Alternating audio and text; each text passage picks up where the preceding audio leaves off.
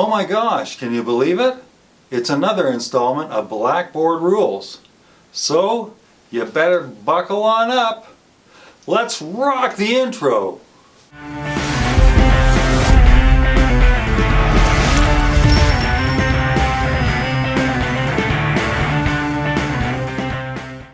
Hey, how you doing? Bruce here again for Blackboard Rules. Welcome to the second part of tips for being a successful musician or performer. If you haven't seen the first part of this, go back and find it and have a look at it, or you can just watch this one and then watch the other one. So let's keep going and let's jump right back into it again. Point 10. Make sure you have your own reliable transportation.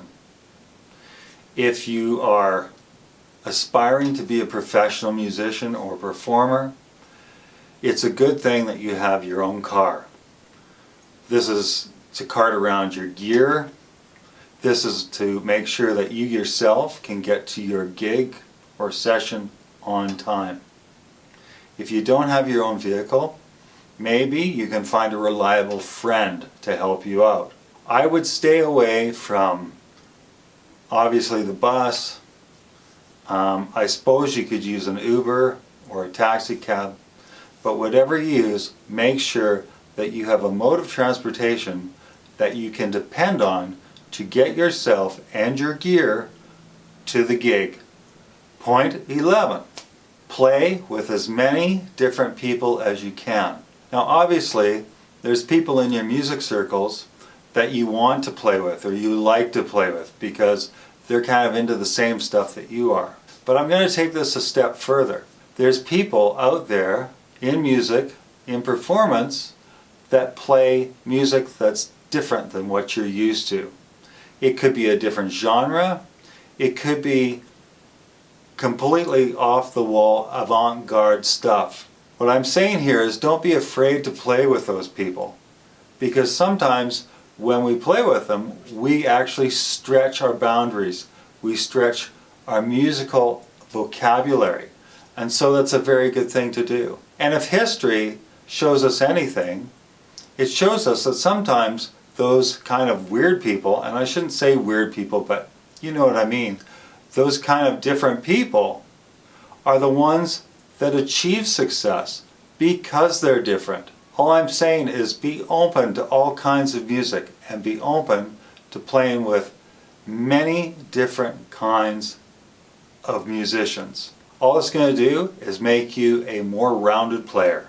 Point 5, 10, 12, point 12. Dress for the situation. So if you're going into audition for a band, make sure that you dress appropriately. For example, if you're going in to audition for a band similar to Guns N' Roses, you know what? Look the part. Obviously, you probably wouldn't want to look like a Guns N' Roses guy and go audition for the London Philharmonic.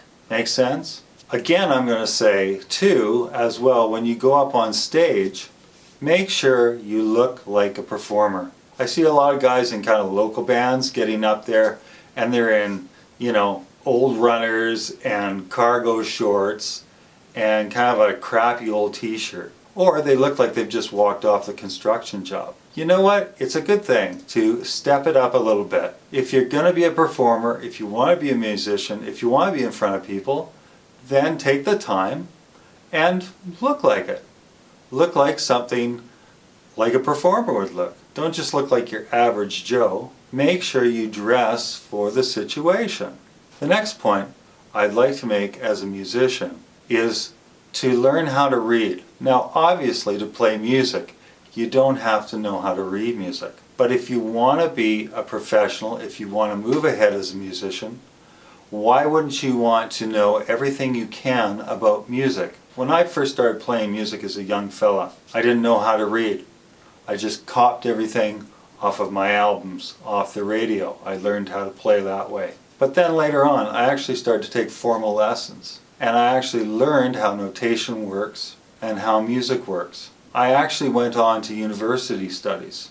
And all it did was it improved me as a musician. it actually opened up doors that had previously been closed to me before. Because now, instead of playing with kind of just the barroom bands, I actually could play as a session musician. I could step into a situation and have a piece of music put in front of me, and I could play it. And it actually bolstered my confidence, which is another bonus of knowing how to read. Like I say, it's good to play by ear, but it's also good to know how to read.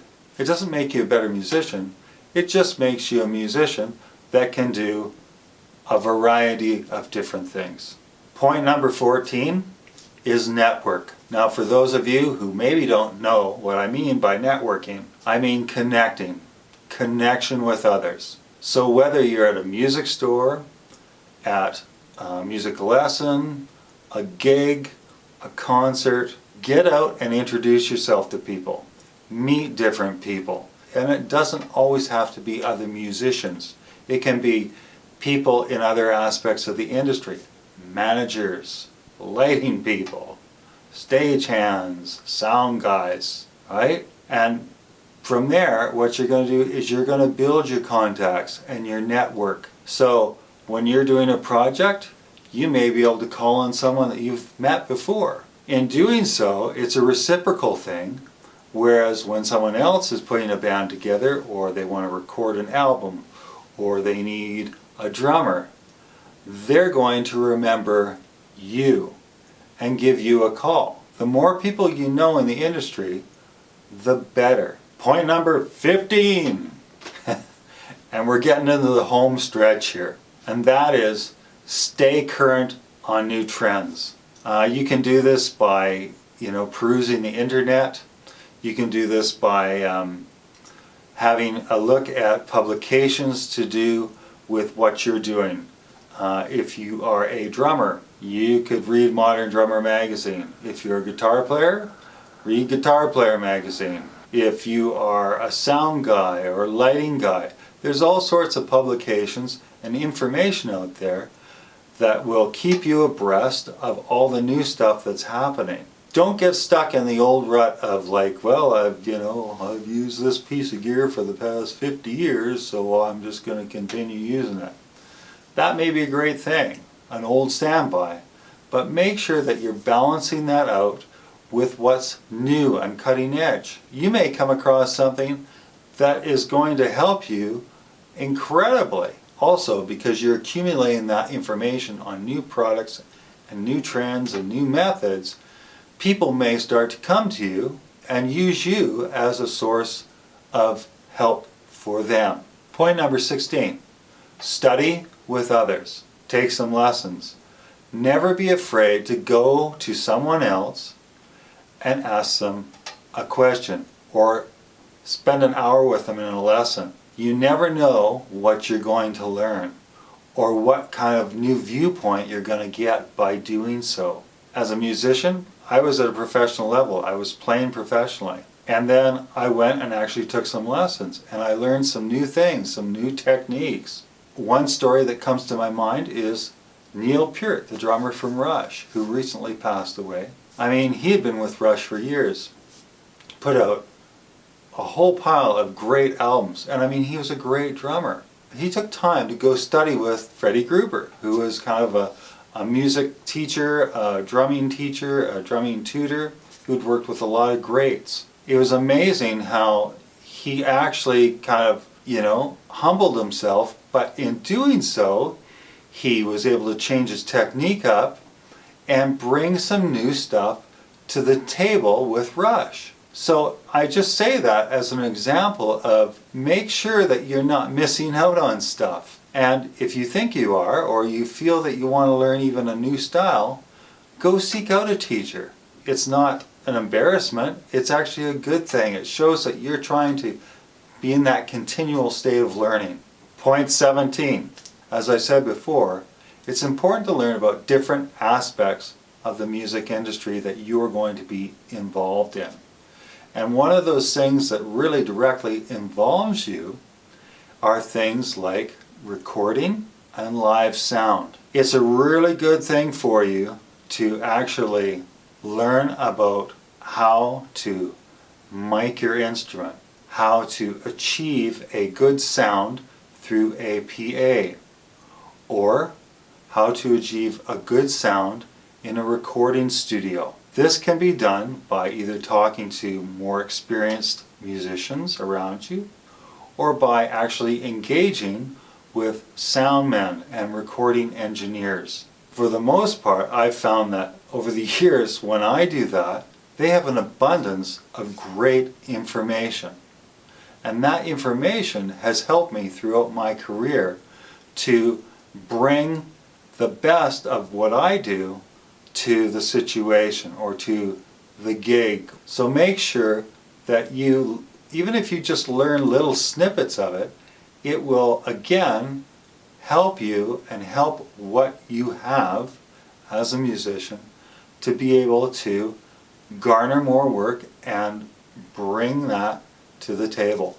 Point number 18. As a musician who is playing in a band, this is one of the most crucial things that you need to know how to do. Make sure you learn your parts. I can't stress this enough. When you come to a rehearsal with a band, you should be rehearsing the entire band, the entire song. You shouldn't be figuring out your own parts there. Figuring out your own parts is something that you need to do at home or in your practice studio by yourself. Because when you don't do that and you're trying to learn them in a rehearsal with a band, all you're doing is you're wasting everyone else's time. And time is precious. Your fellow musicians will appreciate it like crazy. Point number 19. And this is probably the most important point that there is. Stay positive, right? Stay positive. Not only as a musician, but a person. Being positive is infectious and it will spread to those around you, whether you are on the stage or in the studio or in the rehearsal, because in doing so, you will play better. Others around you will play better. Even if they're having a lousy day, they'll look over at you and see, maybe a smile on your face and that you are exuding this, energy, and they will be forced to be positive as well.